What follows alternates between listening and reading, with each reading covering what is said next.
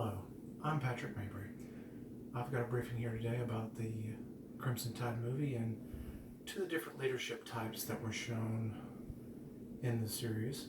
And if you notice, I've got both a elephant and a University of Alabama tie, since it is about the Crimson Tide, and they paid a pretty penny to use that name in the movie.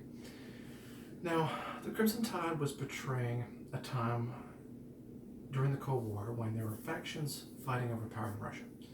In the real world, there were many separatist movements after the fall of the Berlin Wall, and in 1993 there was a standoff between Boris Yeltsin and the Russian parliament that had deteriorated and required military intervention. There was serious economic unrest in Russia after many government subsidies dried up, and most of the population of Russia was unable to get common goods and were unable to compete with the international economic theater at the time. Now, in the movie, there were some Russian rebels that took over an installation of land-based intercontinental ballistic missiles and were threatening to arm nuclear warheads and launch against the U.S. targets if the U.S. attempted to take action and restore order in the region. Strategic Command in D.C. ordered the USS Alabama SBM attack submarine to ready and attack the ICBM base if they were able to fuel and arm the missiles and threaten populations, and allow the U.S. also allow the U.S. to take action and restore the base to Russian military control. Two major leadership characters in Crimson Tide was Lieutenant Commander Ron Hunter, a by-the-book Harvard graduate and very knowledgeable officer.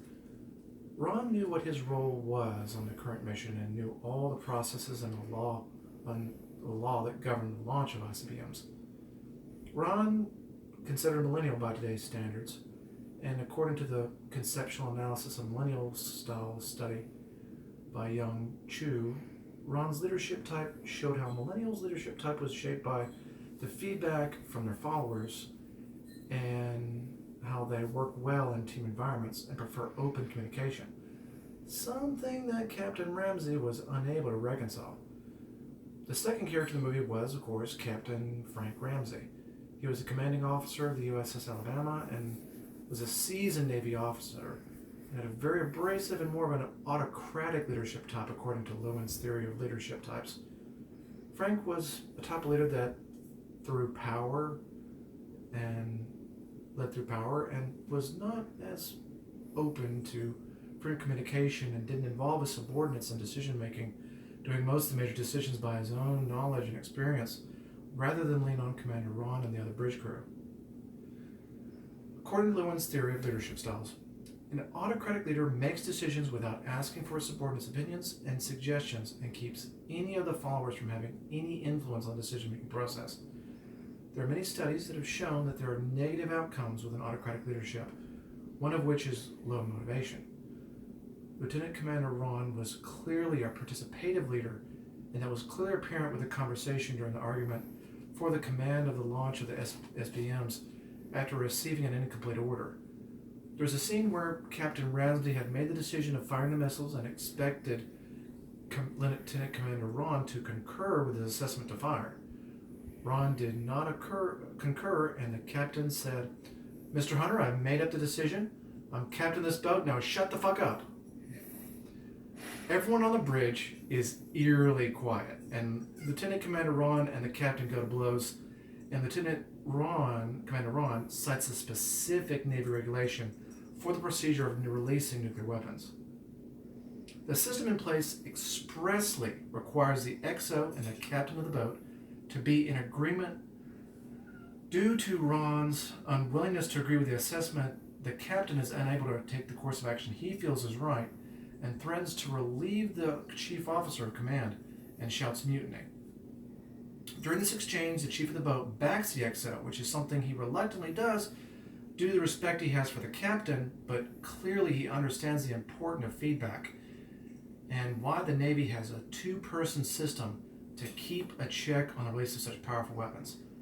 The chief of the sub was very open in his displeasure of how the situation was handled and understood the importance of such a difficult decision by the book, something the captain was not in the right frame of mind and leadership authority style to adhere to what Lieutenant Commander Ron gave even the opportunity for the captain to change his train of thought to the mission as not his personal feelings and background to cloud his judgment.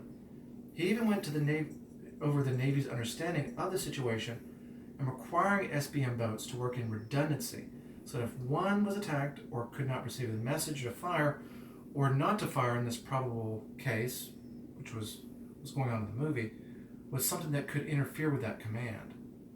Now, the point of having two officers in the decision of launching was a failsafe in case there's a situation where they're unable to come to agreement. They could avert any course of action that would be detrimental to the population and have serious repercussions, causing a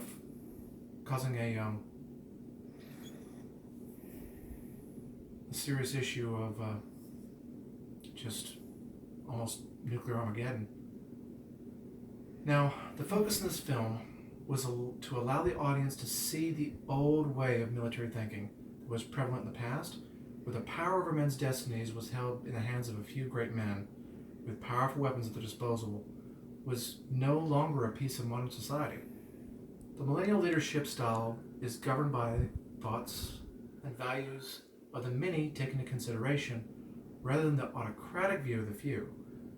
According to Dupree, it is specifically suggested that a leader's effectiveness is influenced by the follower's permission. The permission is something that Lieutenant Commander Ron was unwilling to give his commanding officer, and due to Ron's confidence in his abilities, he was able to overcome the lack of self-control by his captain. According to Callett and Loring, one can examine the personality traits of his individual's leadership style, and there's a point where there's less tolerance for those with less self-control and allows the leader to lose their followership.